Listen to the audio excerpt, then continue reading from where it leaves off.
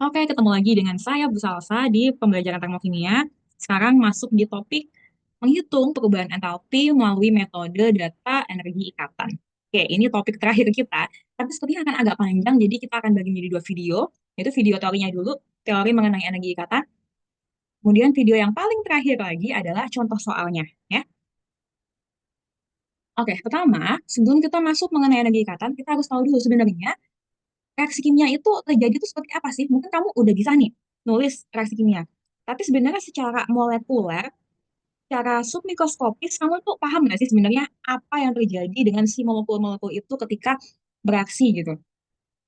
Mungkin sebagian dari kamu ada yang sudah paham, tapi ada juga mungkin yang belum. Ya, jadi kita coba lihat dulu sini. Bayangin, kamu bisa melihat ada dua molekul gas hidrogen dan satu molekul gas oksigen. Yang putih itu gas hidrogen, ada dua molekul, dan yang merah itu gas oksigen, satu molekul. Ya.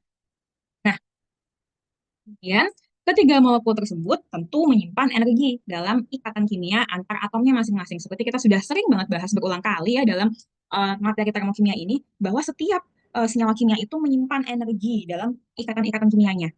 Gitu. Dalam ikatan antar atom itu pasti ada energi yang tersimpan. Bisa dalam bentuk energi potensial molekuler. Nah, anggaplah kita kasih tulisan E yang warna hijau ini sebagai energi ya. Jadi, ini ilustrasi aja. Misalnya, energi itu kita simbolkan huruf E. Energi yang tersimpan, saya kasih di sini kode warna hijau ya. Nah, sebuah ikatan antar atom itu hanya bisa putus kalau molekulnya itu menyerap energi yang cukup dari lingkungan saat bertumbukan. Tumbukan itu berarti tabrakan. Ada dua molekul tabrakan gitu. Kayak misalnya kamu tabrakan sama teman kamu, atau ada mobil tabrakan sama motor, itu tumbukan namanya. Ya. Nah, dari mana energinya itu? Jadi kan katanya menyerap cukup energi dari lingkungan. Terus itu energi dari mana asalnya? Nah, energi yang ada di lingkungan itu asalnya dari partikel lain. Jadi ini tuh partikel lain ya. Jadi yang namanya di lingkungan itu kan pasti ada partikel-partikel udara gitu ya, atau partikel-partikel lain yang selain dari sistem. Karena di sini kita bahasnya gas hidrogen ya, gas hidrogen dengan gas oksigen, maka selain H2 dan O2 ini adalah lingkungan. Dan H2 dengan O2 ini adalah sistemnya. Jadi ini ada partikel lain. Partikel lain. Nah, partikel lain ini membawa energi juga gitu. Partikel lain ini khususnya yang bergerak. Nah, ini artinya dia bergerak gitu. Jadi saya kasih ilustrasi di sini kalau ada garis binar itu dia bergerak gitu ya. Bergerak. Nah, energi itu datang dari gerakan partikel lain tersebut yang ada di sekitar sistem.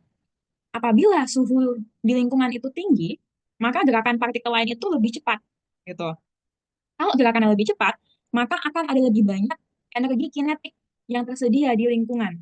Nah, sehingga kalau semakin banyak energi kinetik yang tersedia di lingkungan, maka ini akan memperbesar kemungkinan partikel lain itu menumbuk molekul sistem, yakni gas hidrogen dan oksigen. Nah, jadi kalau semakin banyak partikel lain yang bergerak, itu kemungkinan untuk terjadi tumbukan dengan molekul gas hidrogen ataupun dengan molekul gas oksigen itu lebih besar kemungkinannya ketika jumlah energi di lingkungannya itu banyak ya. Nah, lebih detail ya mengenai peristiwa tumbuk-menumbuk antar molekul dan asal muasal terjadinya tumbukan ini kita pelajari di topik yang lain, yakni di topik laju reaksi setelah termokimia. Nah, apabila nanti terjadi tumbukan, maka disitulah di sini terjadi transfer energi. Energi dari si partikel lain ini akan diserap oleh si gas hidrogen ataupun gas oksigen. Jadi ketika dia terjadi tumbukan, nanti akan terjadi penyerapan energi oleh sistem dari lingkungan. Nah, kalau energi ini diserap oleh si gas hidrogen dan oksigen ini, maka energi itu dalam jumlah yang cukup itu bisa memutus ikatan antar atomnya sehingga terjadi reaksi. Nah, itu asal muasalnya ya, bagaimana suatu reaksi dimulai ya. Nah, tadi kan sudah ya. Jadi gini, semakin kuat ikatan antar atomnya, berarti energi yang dibutuhkan untuk bisa memutus ikatan itu juga semakin besar gitu.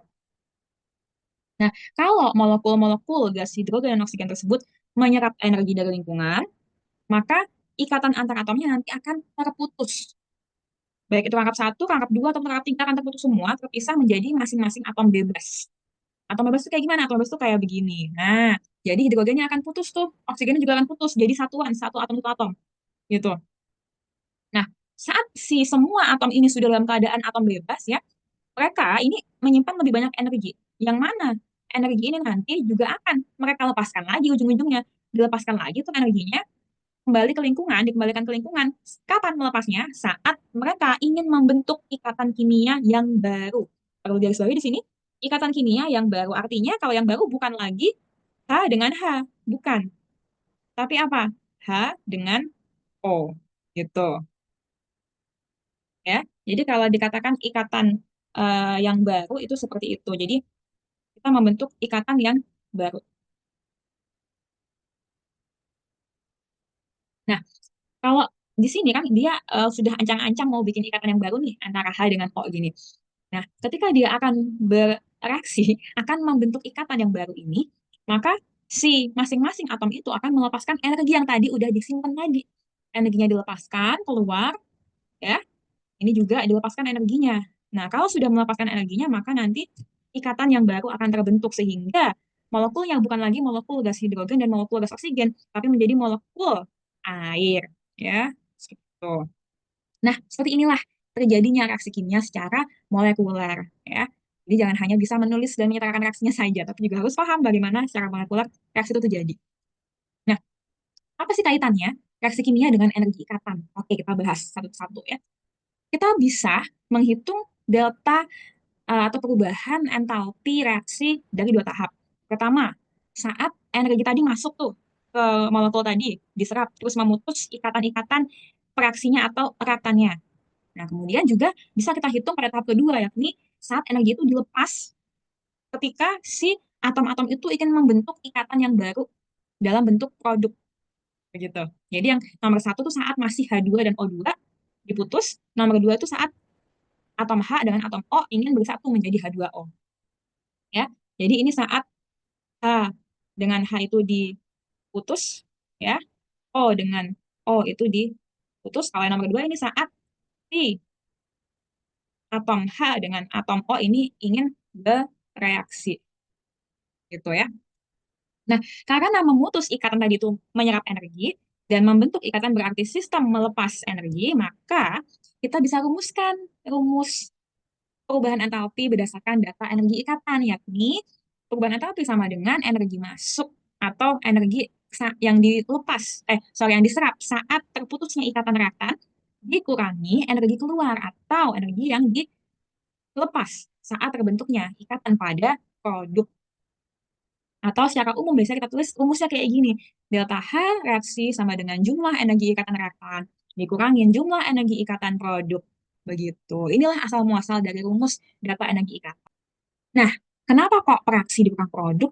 Padahal kan kemarin tuh di hukum Hess kan produk dikurang reaktan ya. Kok yang ini malah kebalikannya gitu. Nah, sebentar dulu, ini beda konteks ya. Jadi jangan dicampur adukan yang kemarin dengan yang sekarang. Yang kemarin itu konteksnya hukum Hess. Nah, yang sekarang ini sudah beda metode lagi. Yang sekarang ini metodenya metode energi ikatan, jadi tidak bisa kita samakan. Ya.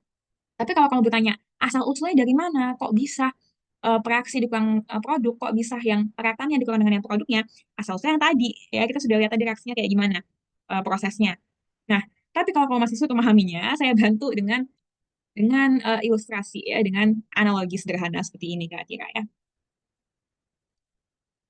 Kita itu menghitung entalpi, perubahan entalpi reaksi itu sama aja kita lagi menghitung neto energi yang tersisa setelah reaksi. Ya, neto energi berarti ada selisih energi yang tersisa setelah reaksi. Nah, ini pakai analogi sederhana, bayangin aja energi itu kayak uang kan, kita saya udah sering bilang ya kalau bahas energi itu kamu bayangin energi itu kayak uang gitu. Nah, untuk konteks energi ikatan, bayanginnya kayak kamu lagi kegiatan jual beli barang pre-order online gitu. Kamu kan kalau PO barang online misalnya di suatu marketplace gitu kan, kamu harus bayar dulu kan sebagai pembeli. Nah, ini point of view-nya, POV-nya POV penjual ya. Jadi penjual itu adalah sistem. Nah, penjual itu kan harus menerima uang dulu nih dari pembeli atau sistem harus menerima energi dulu dari lingkungan gitu. Buat apa? Nah, uang itu dipakai untuk modal beli bahan-bahan. Atau kalau dalam reaksi kimia, energi tersebut dipakai untuk modal untuk memutus ikatan reaktan tersebut gitu. Jadi memutus ikatan dalam reaktan itu perlu energi. Nah, lalu di tahapan kedua, setelah uangnya terkumpul, si penjual ini baru bisa membelanjakan uangnya. Si sistem ini baru bisa melepaskan energinya. Untuk ngapain? Untuk merangkai bahan-bahan itu menjadi produk yang dipesan pembeli. Atau kalau dalam konteks reaksinya, untuk apa energinya? Untuk membentuk ikatan yang baru. Ikatan baru dalam bentuk produk. Nah, ikatan baru tersebut, kalau ingin dibentuk, itu harus melepaskan energi. Nah, nanti kalau ada kelebihan ataupun kekurangan modal, si penjual tuh baru bisa hitung nih berapa-berapanya setelah produknya udah jadi gitu. Jadi untung atau ruginya si penjual itu bisa kita hitung uang yang diterima penjual dari pembeli tadi dikurangin uang yang dibelanjakan untuk modal bikin produk tadi gitu. Nah, sehingga sama aja kalau dari reaksi kimia itu kayak gini. Energi total reaksi itu sama dengan energi yang diterima atau diserap di reaktan ya, dikurangin energi yang dibelanjakan atau yang dilepaskan saat membentuk ikatan pada produk gitu. Nah, jadi hasil akhirnya bisa lebih hemat atau bisa untung. Itu kalau untung atau lebih hemat nanti endoterm negatif. Sorry ini positif ya, saya malah negatif dua-duanya. Bisa lebih hemat atau biasanya itu endoterm atau positif. Nah, bisa juga lebih boros atau rugi gitu. Apabila dia eksoterm atau negatif. Jadi tergantung reaksinya bagaimana gitu ya. Analoginya yang sederhana kira-kira seperti ini. Nah, dengan demikian, kalau kita bisa memahami reaksi kimia yang melibatkan pemutusan dan pembentukan ikatan tadi, kita jadi bisa menjelaskan perubahan entalpi hanya dari energi ikatannya aja. Nggak perlu kita bikin siklus hukum Hess, nggak perlu kita hitung-hitung yang lainnya. Kita hanya perlu menggunakan data energi ikatannya aja bisa gitu. Tapi bukan berarti rumus data energi itu dihafal ya, tidak ya, tapi dipahami. Inilah tujuannya saya jelaskan dulu dari awal, karena kamu harus paham. Kalau kamu paham, kamu nggak perlu ngafalin, kamu akan ingat sendiri konteksnya, kronologinya bagaimana. Ya. Nah, sehingga dari peristiwa reaksi kimia tadi itu, kalau kita simpulkan dalam bentuk rumus kesamaan matematika, itu jadi seperti ini. Delta H reaksi sama dengan energi ikatan pada reaktan dikurangi energi ikatan pada produk. Begitu.